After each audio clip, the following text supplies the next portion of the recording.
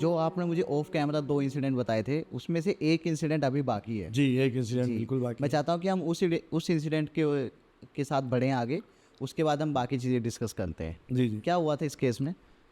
ये केस बहुत कॉम्प्लिकेटेड है हुँ, और इसको ना इसके डायग्नोज में मुझे बहुत टाइम लगा। टाइम मतलब इन द सेंस कि लगभग 15 दिन मुझे सिर्फ इसके डायग्नोज में लगे, हुँ, क्योंकि बहुत सारे डॉट्स थे जिन्हें ज्वाइन करना था और समझना बड़ा मुश्किल था। तो केस क्या था, एक एक फैमिली है जो वाशिंगटन में मतलब वो रहते हैं और मतलब बहुत पंजाब से वो लोग गए हुए हैं, बहुत अच्छे वेल टू डू लोग हैं जी, और अच्छे पढ़ी लिखी फैमिली है। तो उनके घर में ना मतलब लगभग उनका पूरा परिवार समाप्त हो गया। उनके इस घर में बहुत टाइम पहले कुछ ऐसी चीज़ें हो रही थी जो कि बहुत टाइम से ऐसी चीज़ होती है और कई सालों से। हुँ, मतलब ये जो इंसिडेंट है इसमें सबसे बड़ी बात यह है कि बहुत सालों पुरानी परेशानी थी, बहुत अजीबोगरीब क्रियाएं थी, बहुत सारी दिक्कतें थी और उसका रिजल्ट ये आता था हुँ, कि घर में धीरे धीरे किसी न किसी की डेथ होती चली जा रही थी। हुँ, और डेथ के बाद लगभग लगभग सारा परिवार समाप्त हो गया। केवल 2 ब्रदर सिस्टर बचे जो अब्रॉड जाके सेटल हो गए।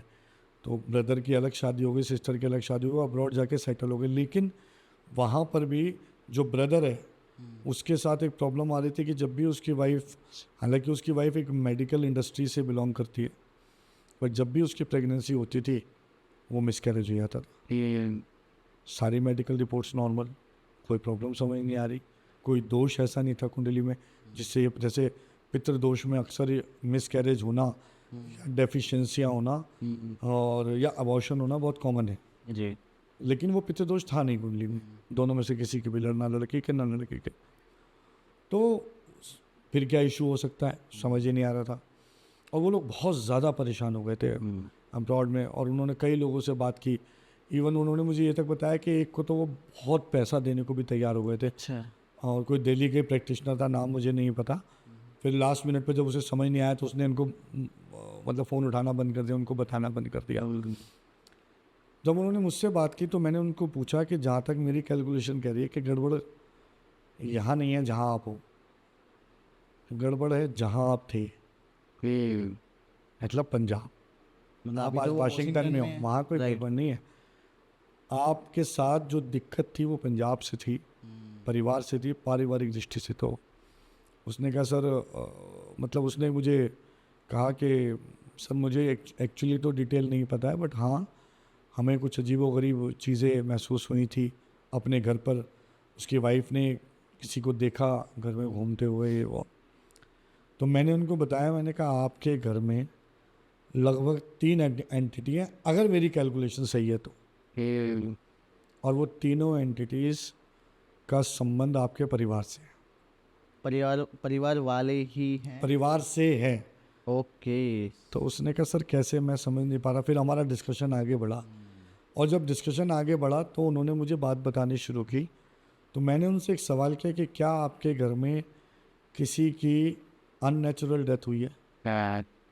तो पहले तो लोग थोड़ा सा हिचकिचाते हैं, हुँ, उन्होंने नहीं सर ऐसा कुछ नहीं है। हुँ, तो मैंने उनसे कहा, मैंने कहा देखो दोस्त, आप अगर मुझे सच नहीं बताओगे मैं आपकी मदद नहीं कर पाऊँगा और मैं वो इंसान हूँ ही नहीं यहाँ से कुछ भी बोल के आपके लिए कोई मतलब सिर्फ प्रोफेशनल काम करना है तो कुछ भी करना है। फिर उन्होंने डरते हुए बताया कि उनके ताया जी ने सुसाइड किया था। हुँ, तो मैंने कहा दोस्त ये भी बता दो जिस लड़की के लिए सुसाइड किया था उसका क्या हुआ? अब वो घबरा गए। उन्होंने कहा सर आप मतलब कैसे, आपको कैसे पता? मैंने कहा अगर मैं रीड कर रहा हूँ, डायग्नोज कर रहा हूँ तो मैं पहुँच गया हूँ वहाँ। हुँ, मैंने कहा क्योंकि उस लड़की ने भी सुसाइड किया था। अब यहाँ पर आकर उनका बिलीफ सिस्टम हो गया 3 गुना, क्योंकि वो बात जो सिर्फ उनको पता थी और वो मैंने उन्हें बताई, वो मतलब हैरान हो गए। हुँ, तो मैंने कहा वो लेडी, तो कह रहे हाँ सर एक्चुअली वो दोनों एक दूसरे से प्यार करते थे ये और फैमिली वाले हमारे एग्री नहीं थे। तो उस लड़की ने रेलवे ट्रैक के पास जाकर मतलब रेल पे ट्रैक पे आके सुसाइड कर लिया था एंड वो उस समय प्रेग्नेंट थी ये और उनके घर में जो तीसरी एंटिटी थी वो एक बच्चा था। ये अब ये भी मैंने उन्हें बताया। तो जब मैंने उन्हें बताया तब उन्होंने अपनी सिस्टर से बात की, और मैंने बताया ना लगभग 15 दिन लगे हमें बातचीत करते थे, तो 4 दिन लगा था। तो उस सिस्टर ने बताया कि उनकी मदर ये अक्सर कहती थी कि एक बच्चा है जो उन्हें दिखता है, एक लेडीज़ है जो इस घर में है, और जो जेंट्स था वो जैसे उनकी वाइफ को दिखा था। तो क्योंकि मदर थी तो वो इनको कहती थी कि भाई तुम कुछ नहीं है, कुछ नहीं है। जब इनको कुछ महसूस होता था तो मदर मना कर देती थी।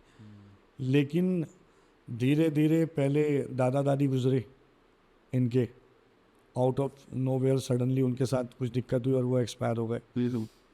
उसके बाद मदर फादर गए, एक के बाद एक दोनों चले गए, और उनको भी एकदम से दिक्कत हुई। और क्योंकि मदर को पता था तो दादा दादी के टाइम से उन्होंने जो घर शिफ्ट किया उस दूसरे घर में वो एंटिटीज़ उनके साथ चली गई, और वहाँ से उनका पतन शुरू हुआ और एक एक करके सबकी डेथ हुई। और वो जो लेडी जिसने सुसाइड किया था उसका ये एक बदला था कि मुझे सबको ख़त्म करना है। अब वो धीरे धीरे धीरे धीरे सारे लोग उनके घर में मरते जा रहे थे।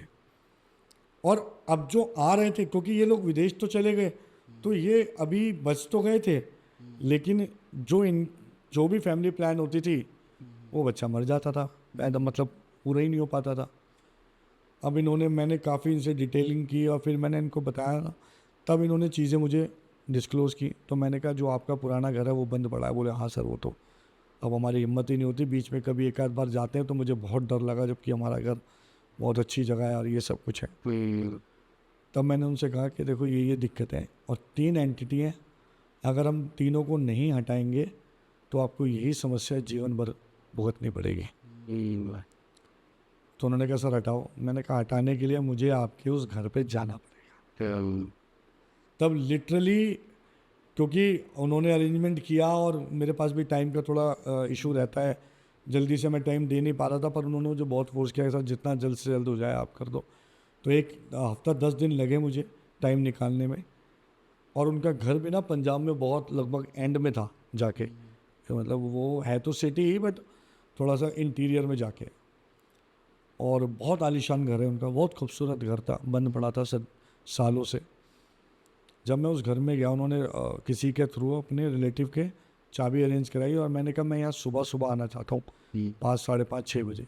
जो ब्रह्म हो रहे थे उस समय हम अपनी ताकत को डबल कर सकते हैं, और आसपास जितनी कम डिस्टर्बेंस होगी उतना आसान होगा हमें अपना काम करना। तो मैं वहाँ गया, वहाँ जाकर मैंने उन तीनों एंटिटीज़ को उठाया और उस पूरे घर की ऑरा क्लीनिंग की, और वहाँ से सीधा मैं ऋषिकेश गया। मतलब it was a very long journey for me, मेरे लिए बहुत डिफ़िकल्ट था। एक रात पहले मैं दिल्ली से निकला, सुबह वहाँ पहुँचा, फिर वहाँ से डायरेक्ट मैं ऋषिकेश गया। ऋषिकेश भी पहुँचते पहुँचते रात हो गई क्योंकि थोड़ा ट्रैफिक था रोड पे बहुत ज़्यादा, और रात को ऋषिकेश में रुका, और सुबह उठ के सबसे पहले मैंने वहाँ पे वो क्रिया करी और उन्हें हटाया। तो जब ये सब कुछ हुआ तो ये मतलब इतने सालों से उनके घर में वो एंटिटीज़ रह रही थी, और उनको हटाना बहुत आसान नहीं था क्योंकि उस एंटिटी का जो उद्देश्य था वो बदला था। तो बहुत मुश्किल लगी, लेकिन हाँ ईश्वर की कृपा से जो हमारे पास अपनी सिद्धियाँ हैं, जो हमारी एंटिटीज़ हैं, उनके प्रयोग से उनको हमने थोड़ा सा पुश किया, कमज़ोर किया, और वहाँ से हटाया और लेकर हम वहाँ से निकल गए। तो थोड़ा डिफ़िकल्ट था बट ईश्वर की कृपा से हो गया, और बहुत अच्छे से हो गया, और अब उनके सब चीज़ें नॉर्मल है। जी थैंक गॉड, मतलब सब हो गया।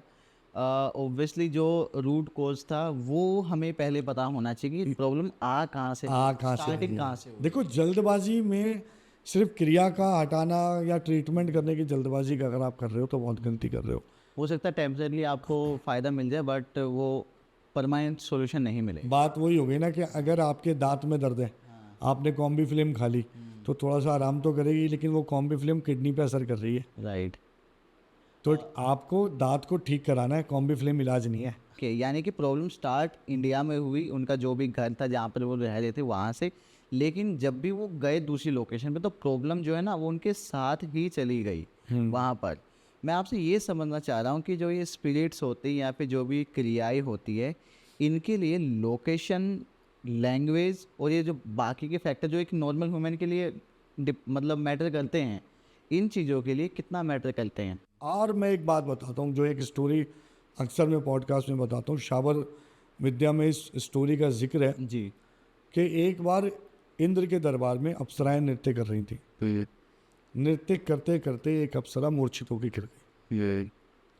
तो इंद्र को बहुत मतलब अजीब लगा। उन्होंने कहा भाई ये तो देवताओं का दरबार है, हाँ। ना इसके कोई अस्त्र लगाए ना शस्त्र लगाए, ना किसी ने इसको यहाँ पर सामने से आके मारा है, तो ये कैसे मूर्छित हो गई?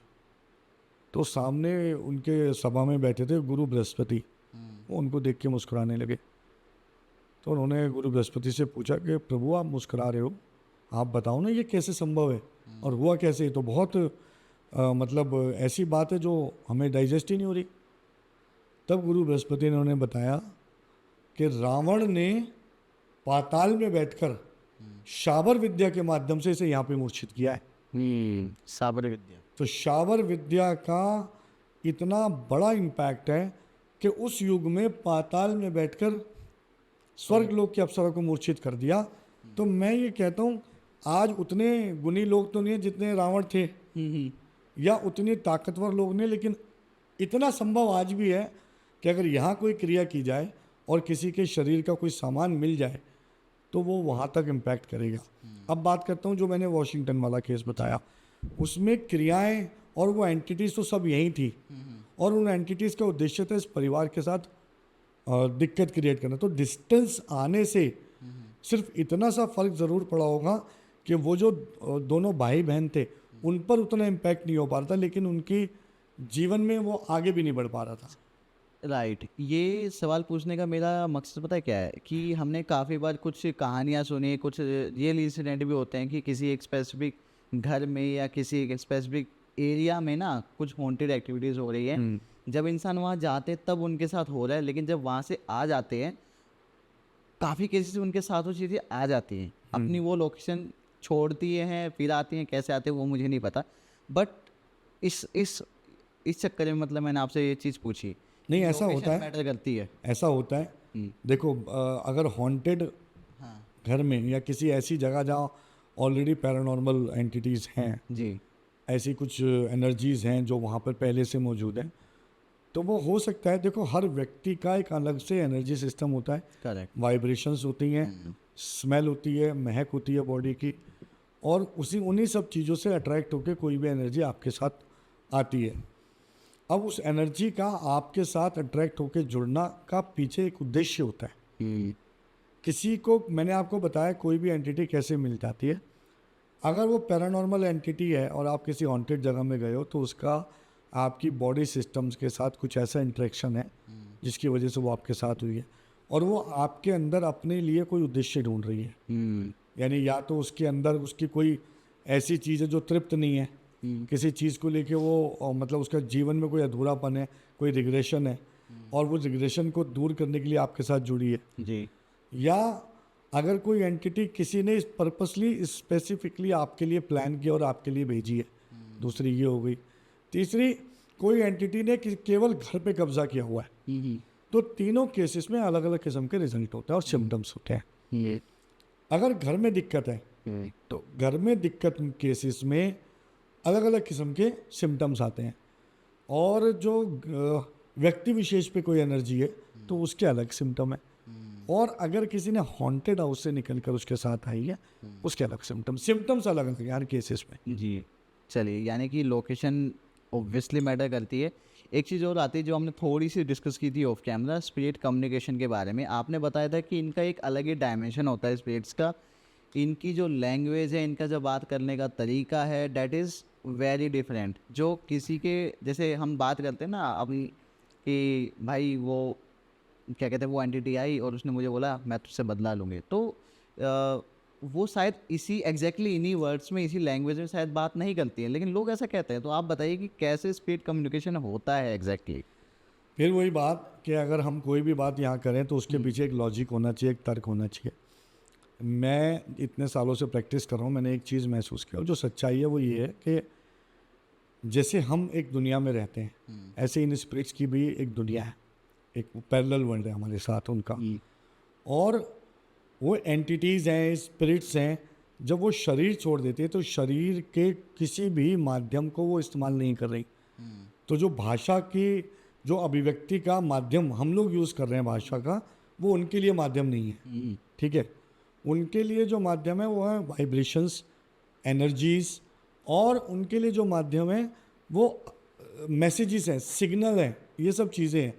और जैसे आपने घर में कोई ऐसी चीज़ महसूस करो जो नॉर्मल नहीं है, जैसे मैं कहता हूँ घर में अगर नकारात्मक ऊर्जा है तो इलेक्ट्रिकल इक्विपमेंट्स बार बार ख़राब होंगे, तो वो एक मैसेज है, एक भाषा है जो हमें पैरानॉर्मल एनर्जी से मिल रही है।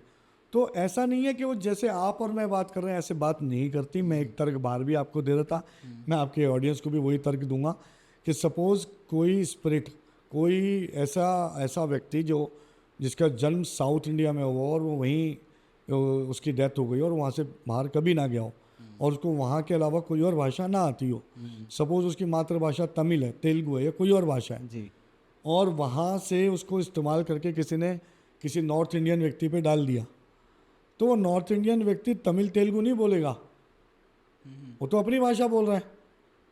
लेकिन जब हम उससे कम्युनिकेट करेंगे तो हमें तो तमिल आती नहीं है और उसे हिंदी नहीं आती, तो इसका मतलब ये थोड़ी हम कम्युनिकेट नहीं कर सकते। वो मैसेज अलग है, वो भाषा अलग होती है, वो एनर्जीज का एक आदान प्रदान है, वो वाइब्रेशंस की भाषा है, वो सिग्नल्स की भाषा है, वो विजन्स की भाषा है, वो उनकी प्रेजेंस की भाषा है।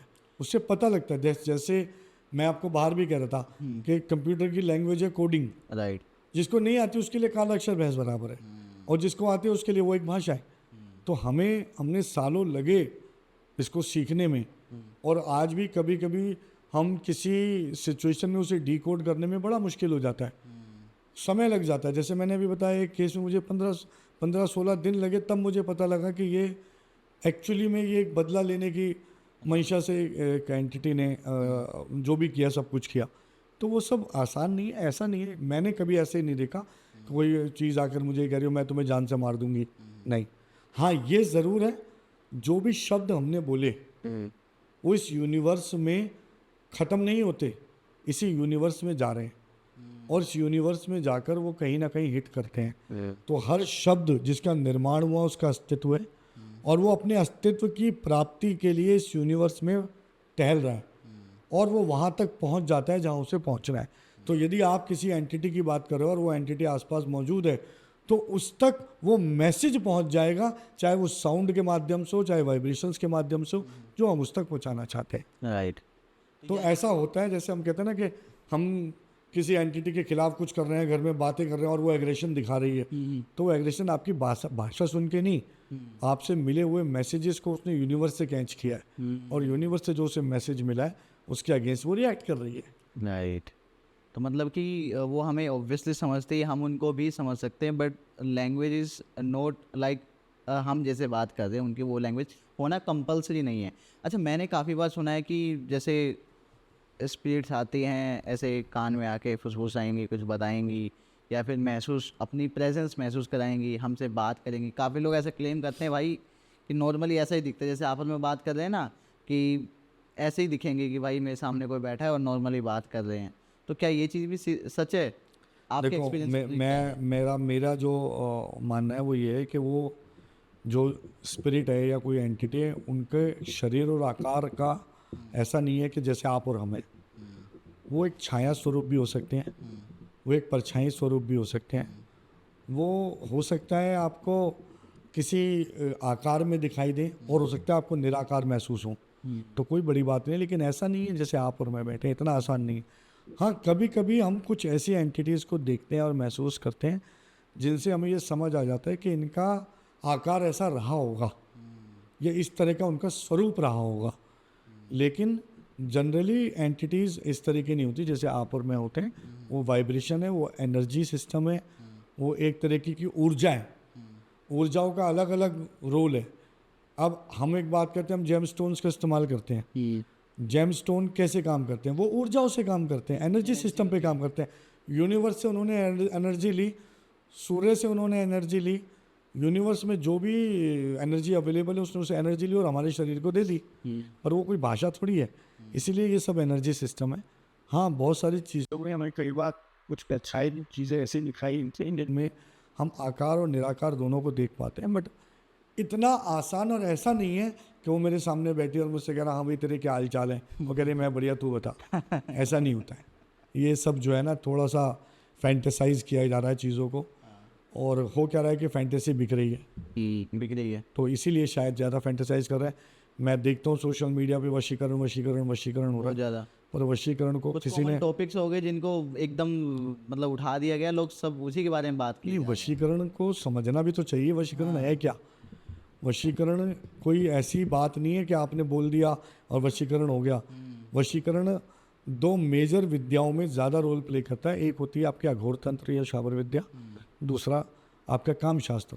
दोनों के वशीकरण अलग अलग है, दोनों के इम्पैक्ट अलग अलग है, और दोनों की अवधि अलग अलग है, दोनों के प्रभाव अलग। तो ये सब देखो, साधनाएं हैं, शास्त्र हैं, और क्रियाएं हैं, और ऊर्जाएं हैं, यही सब कुछ है। बस एक एंटिटी जिसका जिक्र मैंने ही शायद एक पॉडकास्ट में किया है तो किया, अदरवाइज लोगों को शायद उस एंटिटी का ज़्यादा नॉलेज नहीं है। जी। उस एंटिटी का जिसका लेकिन उसका शाबर विद्या में और इंद्रजाल में जिक्र है, वो है लाल देव। लाल देव। लाल देव को लोग देवी लाल, देवी सिंह और लाल देव तीनों नामों से जानते हैं। मैंने नहीं सुना है आज तक। और ये एक बंगाल का मतलब बंगाल की एक एंटिटी है, और ये एक ऐसा देवता है जिसका जो मतलब ये कहते हैं जब उसका इस्तेमाल किया जाता है तो वो लोगों को जिस हाइट पे दिखता है ना, वो हाइट भी दिखाई नहीं देती। मतलब बहुत ऊंचा होता बहुत है। ऊंची हाइट, मतलब, और उसकी जो जंप है, अगर किसी के शरीर में उसको इस्तेमाल किया जाता है तो उस इंसान की जो जंप है वो एक नॉर्मल आदमी से कम 3 गुना 4 गुना ज़्यादा ऊंची हो सकती है। इतनी ऊंची जंप, मतलब मैंने एक केस देखा था, उनका घर भी खैर छोटी हाइट का था, पर इतना छोटा नहीं था, लगभग 9 साढ़े 9 फुट की हाइट होगी। और उस जिस लेडी पे ये डाला गया था उसकी हाइट होगी कुछ 5.5 फुट के आसपास, जी। लेकिन जब उसने जंप लगाई तो उसने छत को छू लिया था। तो ये मतलब कल्पना से भी परे बात है। तो मैं बता रहा हूँ लाल देव, जिसका जी। बृहद इंद्रजाल में उल्लेख है। ऐसी और भी कई एंटिटी हैं, जिसे पिशाचिनी आप जानते हो। अब पिशाचिनी को लोग आजकल करंट पिशाचिनी का बहुत मैंने ट्रेंड के रूप में सुन रहा हूँ, लेकिन बट पिशाचिनी कई टेक्निकली प्रकार ऐसा की नहीं है। होती पिशाचिनी तो कई प्रकार की है, है। और 64 ऐसा होती है शायद, 64 होती है शायद। नहीं, ऐसा 64 नहीं है। देखो 64 है ही नहीं। ये भी मैं आज आउटवर्डली डिनाई करूँ, कोई 64 पिशाचिनियाँ नहीं होती है। देखो, जो माताओं के नाम हैं या माताओं के स्वरूप हैं, उनमें एक कहते हैं 64 योगिनी है। 64 ऐसी योगिनी देवियाँ हैं जिनको जो योग की देवियाँ हैं, जिनको माताओं के रूप में पूजा जाता है। और षोडश मातृकाएं हैं, 16 माताएं हैं, और एक है सप्तघृत मातृका, यानी 7 किस्म की मातृका जो नवरात्रों में आप और हम पूछते हैं। तो ये अलग अलग नाम है। जहाँ तक मुझे लगता है वो 64 योगिनी को पिशाचिनी से जोड़ दिया गया।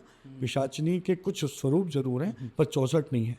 मैं आपको ये बात बताऊं। गुंजन जी, एक्चुअली देखो, एक्सपर्ट तो आप है, हम तो जो सुनते हैं उसी हिसाब से बात मैं भी एक्सपर्ट नहीं हूँ, मैंने भी जो सीखा है गुरुओं से, जो पढ़ा है, उसी के रूप में मैं बता रहा हूँ। पर मुझे ऐसा लगता है कि देखो, हाँ। हम जितना ज़्यादा प्रैक्टिकली और जितना ज़्यादा तर्क संगत बात करेंगे, उतना ज़्यादा एक मानव जीवन के नज़दीक जा पाएंगे और उनकी जेन्युइन रूप से मदद कर पाएंगे। खैर, आज के इस पॉडकास्ट में ना जो एक नई एंटिटी, एक नया नाम मैंने सुना है, वो है लाल देव या देवलाल, जो भी कहते हैं। आप लोग उसे देवी लाल कहते हैं, लाल देव कहते हैं, देवी सिंह भी कहते हैं। उसका जो भोग होता है, मैं बता देता हूँ आपको, एडिट करना हो तो आप कर लेना, मच्छी भात उसका भोग है। अच्छा। क्योंकि वो बंगाल से बिलोंग करता है, उसका भोग भी यही है, सिर्फ उसे यही चाहिए। इसके बारे में थोड़ा और जानना चाहूँ, कैसे बनता है, एग्जैक्टली कहाँ से बिलोंग करता है, कैसे यूज़ होता है। ये बंगाल से एक एंटिटी है, ठीक है।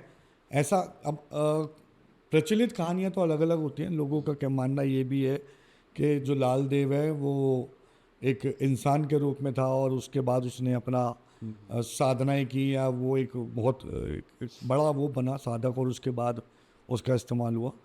बट टेक्निकली जहाँ तक हमने इसको इसमें पढ़ा है इंद्रजाल में, तो वो एक एंटिटी के रूप में उसको माना गया, एक एंटिटी जो एग्जिस्ट करती है, और क्योंकि वो वेस्ट बंगाल से बिलोंग करती है तो उसका ये भोग है।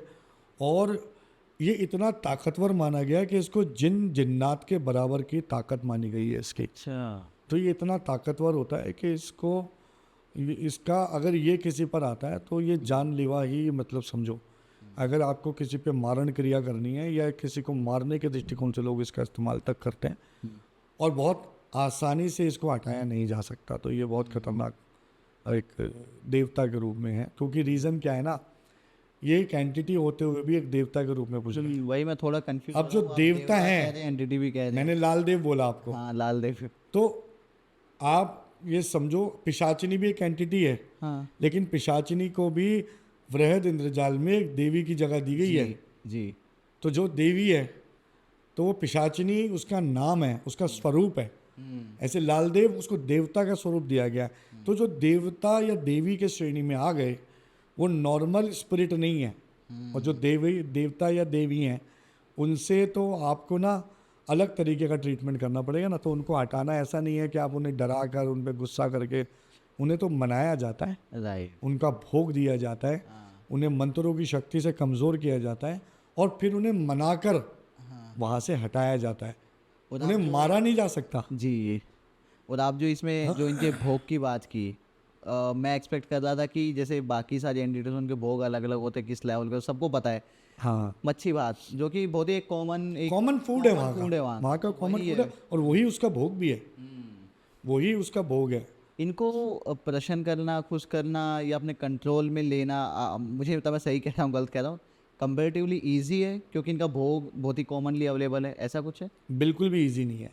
देखिए ये भोग जरूर है लेकिन इनकी साधना अलग है। अच्छा। और अगर किसी ने इनको सिद्ध किया हुआ है केवल वही इनका इस्तेमाल कर सकता है, केवल भोग दे के सिद्ध नहीं किया जा सकता।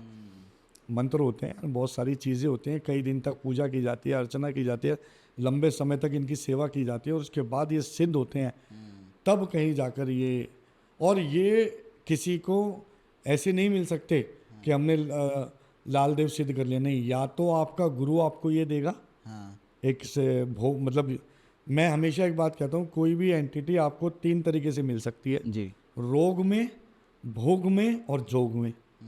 रोग हुआ किसी ने किसी पर कोई क्रिया करी और वो बीमार पड़ गया और वो एंटिटी उसके साथ जुड़ गई, वो हो गई रोग में। जी।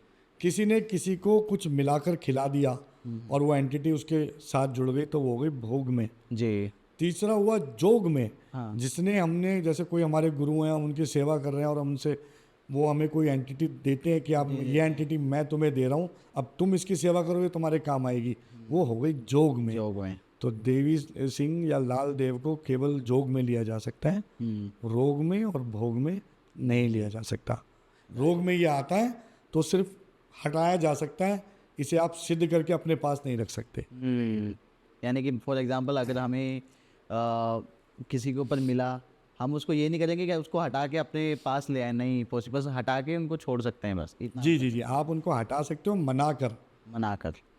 ये एक बहुत बड़ी बात है। वाला काम या डराने धमकाने वाला काम नहीं चलेगा वहाँ। आप ये समझो ना, थोड़ा सा मैं हमेशा बात करता हूँ तर्क की। जी। जो देवी देवता है उनसे लड़ाई कैसी? करेक्ट। और स्पिरिट साथ, मैं तो स्पिरिट जो होती है ना, नकारात्मक ऊर्जा, 25 सालों में तो उनसे भी लड़ाई नहीं करी।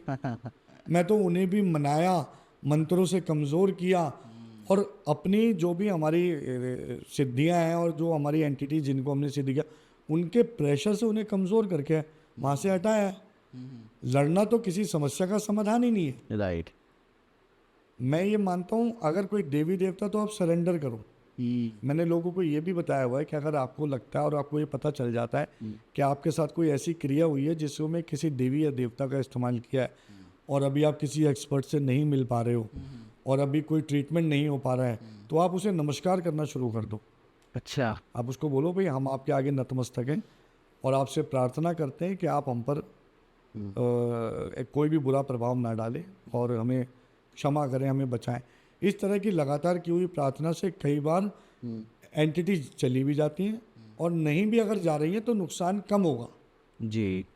लेकिन लड़ना क्या समाधान है? समाधान ही नहीं है। अच्छा गुंजन जी, अभी जब आपने ये बात बोली ना, एक चीज़ मेरे को हिट किया, एक चीज़ ने सबने ना माँ बगलामुखी के बारे में सुना है, जी जी जी और वो भी एक देवी है, माँ है जी जी बेसिकली, जी जी है ना। और काफ़ी लोग इनके साधक हैं जो कि इनका अच्छे कामों में इनसे प्रार्थना करके इनसे काम लिया जाता है, इनके मतलब मैं आई डोंट नो कि मेरे पास प्रॉपर वर्ड्स नहीं है, मतलब बेसिकली लोगों को भले के लिए या अपने काम के लिए इनकी मदद लेते हैं, हम प्रार्थना करते हैं इनसे।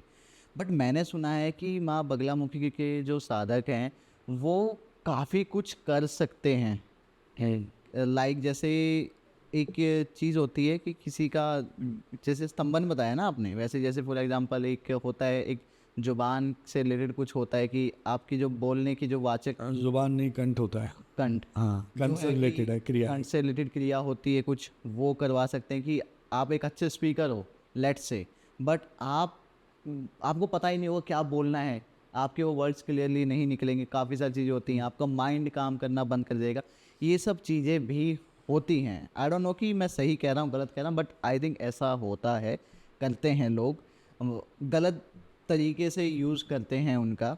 तो उस केस में भी हमें पता है कि भाई हो सकता है यहाँ पर माँ बगलामुखी की कोई क्रिया की गई हो, तो वहाँ पर भी हमें सरेंडर कर देना चाहिए या क्या करना चाहिए? विकास जी, सबसे पहले तो जो मेरा उद्देश्य होता है ना किसी भी पॉडकास्ट में आने का, वो ये होता है कि जो जानकारी लोगों के पास नहीं है पहले वो पहुंचाई जाए। राइट। तो हम बात कर रहे हैं बगलामुखी माँ की। क्या है बगलामुखी माँ, पहले तो ये समझना बहुत ज़रूरी है, जी। क्योंकि लोगों को नाम तो मिल गए हैं, हाँ। मंदिर भी मिल गए हैं, हाँ। पूजा अर्चनाएं मिल गई, क्रियाएं मिल गई, ये समझना बहुत मुश्किल है कि कहाँ से आई। जी। तो कालिका सिद्धि जिन्होंने पूरी तरह से की हुई है उनको बगलामुखी के बारे में अच्छे से पता होता है। राइट। तो कालिका सिद्धि के हिसाब से काली के दो कुल हैं, एक श्री कुल है, एक काली कुल है। जी। काली कुल में 3 माताएं आती हैं, मरगढ़ वाली काली, माँ तारा और छिन्नमस्तिका। जी। ठीक है। इसके अलावा जो बाकी श्री कुल है, श्री कुल में 6 अलग अलग रूप से काली के रूप आते हैं, मुझे ये सारे नाम अभी याद नहीं, पर बगलामुखी श्री कुल का हिस्सा है। जी। तो जो श्री कुल है उन्हें शुरुआत में सात्विक रूप से रखा गया। श्री कुल का क्या मतलब हुआ, मैं आपको एक बार बताता हूँ। श्री का संस्कृत में जो मतलब है वो माता लक्ष्मी से है। जी। ठीक है। तो कई मंत्रों में जब हम श्रीम का इस्तेमाल कर रहे हैं वो शब्द का, तो वो माता लक्ष्मी को डोनेट है। जी। ठीक है। और जैसे एक मंत्र ओम ह्रीम श्रीम क्लीम, तो श्रीम माता लक्ष्मी है, क्लीम माँ काली है, शक्ति की देवी, ह्रीम अपनी हो गई सरस्वती जी। जो उसकी देवी है। तो ये अलग अलग माताओं का है। तो जो क्लीम है उसमें अपने श्री कुल के अंदर जो माँ बगलामुखी है सात्विक क्रियाओं के लिए बना था। और ऐसी बहुत सारी बगलामुखी माँ को से बहुत सारी ऐसी क्रियाएं जिनका सकारात्मक इस्तेमाल होता है। लेकिन अगेन मैं बता रहा हूँ, कोई भी शास्त्र जिसका निर्माण हुआ वो इंसान के बेहतरी के लिए हुआ, लेकिन बाद में उनका प्रयोग गलत तरीके से किया जाने लगा। इसीलिए बगलामुखी के कई ऐसे यंत्र, तंत्र और मंत्र हैं जिनका गलत प्रयोग होता है और उससे गलत क्रियाएं की जाती हैं। लेकिन बगलामुखी माता, मैं आप लोगों को बता देना चाहता हूँ आपके पॉडकास्ट के माध्यम से, माँ काली के श्री कुल का हिस्सा है। उनके हिसाब से इनमें ये कभी भी किसी नकारात्मक ऊर्जा के लिए इनका जन्म नहीं हुआ था या प्रयोग नहीं हुआ था। शास्त्र इसे कहते हैं, शास्त्रों के हिसाब से ये श्री कुल का हिस्सा है। ये हमने अपने स्वार्थ में आकर राइट। गलत इस्तेमाल किए हैं। वरना अगर आप माँ बगलामुखी के मंत्र यंत्र को सिद्ध करते हो तो आपको अपने जीवन में बहुत सारी ऐसी पॉजिटिविटी, बहुत सारी ऐसी चीज़ें मिलती हैं। एक क्रिया है उनकी जो मैं शायद उसका डिटेल नहीं बताऊंगा, पर सिर्फ उसका इम्पैक्ट बता रहा हूँ कि अगर आप बगलामुखी माँ की उस क्रिया को करते हैं तो आपकी जो वाक्पटुता है, जी। बोलने की जो कॉन्फिडेंस है, जो आपकी शक्ति है, इवन बगलामुखी माता के कुछ मंत्र ऐसे भी हैं जिसमें जिन बच्चों को स्टैमर करने की प्रॉब्लम है, जिनमें कॉन्फिडेंस की कमी है, उनको भी ठीक किया जा सकता है। राइट। तो ये सब उसके हिस्सा है। और आप अगर ये बात समझे तो वो मुझे लगता है कि लोगों का इस्तेमाल गलत है। माताओं का इस्तेमाल तो हमेशा अच्छाई के लिए होता है। राइट, वही ना कि वो तो माँ है, वो तो तो जो मैंने काली कुल आपको बताया जिनमें 3 माताएं बताई, वो पूर्ण रूप से तांत्रिक हैं। उनका कर्म मरगट वाली काली, छिन्नमस्तिका और तारा, इनका इस्तेमाल 90% तंत्र विद्या या यंत्र विधान के लिए किया जाता है। बट जी। काली कुल में श्री कुल में जो है वो सात्विक माताएं आप, और ये जो मैं बात बोल रहा हूँ ये मेरी अपनी बनाई हुई नहीं है, कालिका सिद्धि की बहुत फेमस किताब आती है, और मुझे एक्चुअली पब्लिशर का नाम याद नहीं है, बट उन्होंने बहुत उनकी वो मतलब बेस्ट सेलर किताब में से एक थी, जो जब हमें हमारे गुरु से मिली, हमने पहली बार उसे पढ़ा और सिद्ध किया तो समझ आया कि ये होता है जो हम बोलते चलते हैं ना कि ये वाली काली, उसमें सारी डिटेल है। बाकी 6 कालियाँ अलग हैं, 3 कालियाँ अलग हैं, 9 स्वरूप आ गए माता के, उसी में वो दक्षिणेश्वरी और वो सब है उसमें सारी माताओं के जिक्र है, और वो श्री कुल के हिस्सा है। काली कुल में सिर्फ 3 माताएं। जी। मैंने ऐसे ऐसे केसेस देखे हैं जिनकी कल्पना भी शायद एक आम आदमी ना कर पाए, और जिस केस की मैं आपसे बाहर बात कर रहा था वो भी लगभग ऐसे ही है जिसकी इमेजिनेशन कोई भी एक आम आदमी नहीं कर सकता।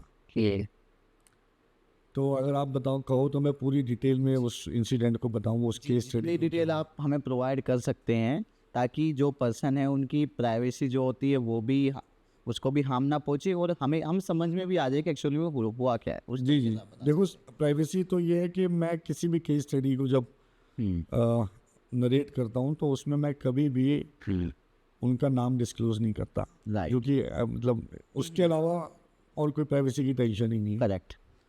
तो ये इंसिडेंट बेसिकली एक कपल का है, ठीक। और वो बहुत टाइम से दिल्ली में ही रह रहे थे। दिल्ली में काफ़ी टाइम से रह रहे थे, और बहुत लव मैरिज